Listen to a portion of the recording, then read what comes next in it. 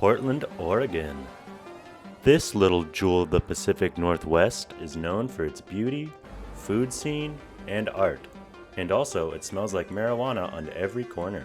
In Portland, they actually have a cannabis, a dispensary touring bus. Despite all this, a report in 2023 says Portland lost the 6th most people of any city in the United States. How can a city with so much beauty be losing so many people? In the last few years, Portland has gotten a lot of bad press.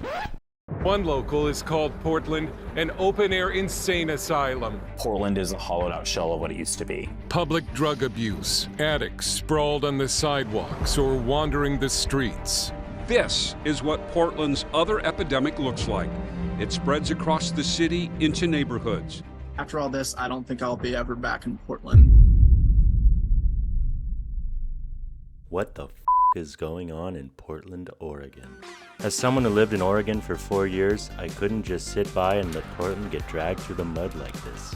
I decided it was in my best interest to go visit Portland and check it out for myself. I packed an umbrella, my hiking boots, and some Narcan, and I made my way to the City of Roses to see what's going on behind the scenes. Let's find out what's going on here in Portland and why people are leaving. I visited Portland, Oregon, so you don't have to. This is my experience. So I'm out here in Forest Park, right outside of Portland near the St. John's neighborhood, and man, living in San Diego, you do not get forests like this. This is incredible. So people of Portland, you're lucky. Forest Park is one of the largest urban forests in the whole United States. Portland's beautiful surroundings and vast forests has made it an attractive city for decades. It's surrounded by waterfalls, it has Mount Hood, lush green forests, Sauvie Island. Portland really is an outdoor lover's paradise. So much so you'll see people camping throughout the city. I know this is just a normal place for people in the Northwest, but boy do I envy that people who live in Portland can just come out to the woods like this super easily. It's hot, I'm tired, the bugs are biting me, and I'm really hungry, so let's just go into the city. Before we explore the city, let me tell you a little bit about Portland, Oregon. Portland was founded in 1845 and grew rapidly in the 19th century because it's located right along the Willamette and Columbia rivers. I guess Portland had some bears in cages you could just throw peanuts at back then. Kinda sad, but yeah. All the young Portland boys would come to mock the bears. So I'm here in downtown Portland, and fun fact about Portland, it got its name based off a coin toss. It was between naming it after Portland, Maine or Boston, Massachusetts. And Portland, Maine won the coin toss, so now today we have Portland, Oregon. The California Gold Rush in the 1850s brought a lot of people to the region. When Portland was first incorporated as a city, this block here was one of its first streets. Had a bunch of old buildings. Now it's a gross parking lot and some apartment complexes, but what is now Naito Parkway was once Front Street and was one of Portland's oldest streets where the city began. Not everything in Oregon's early history was pleasant, however. The state's original constitution prohibited black people from living in Oregon. That is such a dick move, Oregon. This giant four-headed demon, also known as Peter Burnett, was the mastermind behind some of these laws. To this day, Portland is one of the whitest cities in the United States. Did you see this? It's common knowledge. Portland is very white. With around 70% of the population being white. Now it's known for its cultural scene and is a hub for tech and creative industries. Today, the Portland Metro has a population of about 2.5 million people. Now that I've drowned you in history and statistics, let me show you some cool things in Portland. So, when in Portland, you have to check out the food trucks. Food and Wine magazine actually ranked Portland as the #1 food cart city in the US and the #5 food city overall. So, behind me is Hawthorne Asylum, one of the many food truck courts in Portland. But this one is probably one of the best and definitely worth checking out. Portland's food carts have been around for a while, but exploded in popularity amid the Great Recession. Landowners were struggling to sell or develop properties, but needed to pay bills. In came the mobile restaurant, aka the food cart. More and more food carts started popping up, and they haven't left the city since. Each of these food cart communities is known as a pod.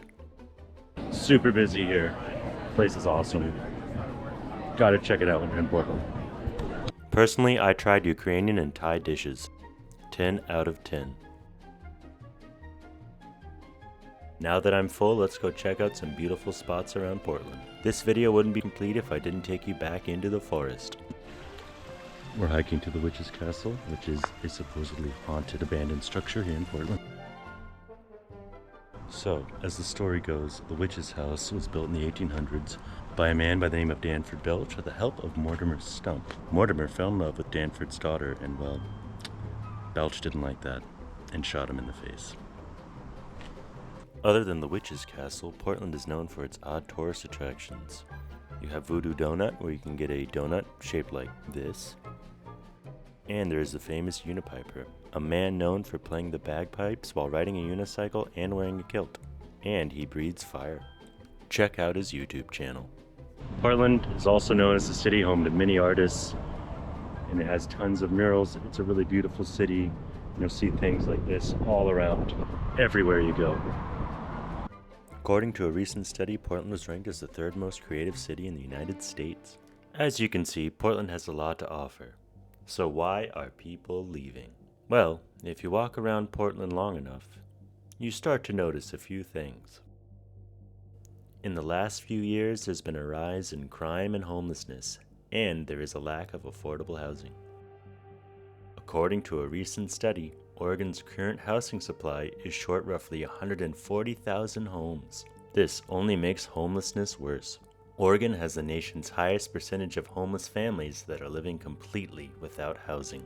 The homeless population went up by 27% between 2020 and 2022. Oregon has become one of the states with the lowest supply of rentals affordable to people on the poverty line. Oregon started shutting down its psychiatric facilities in the 80s and 90s because of, well, absolutely awful treatment of patients. Oregon said they would replace them with smaller community-based facilities, but that never happened.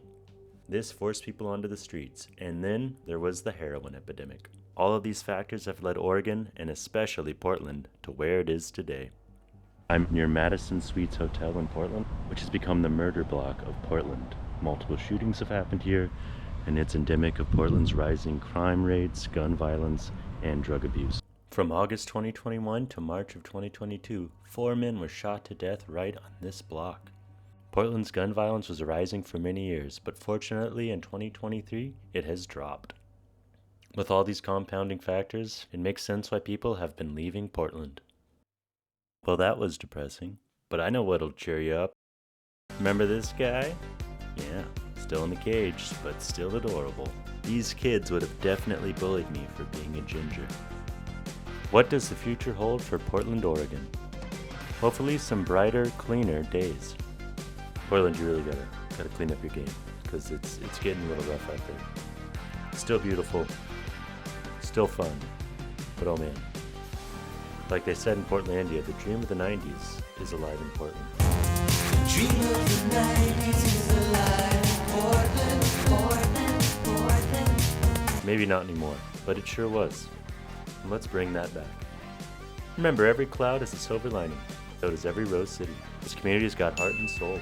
I'll link some charities and organizations below so you can donate to those in need in Portland.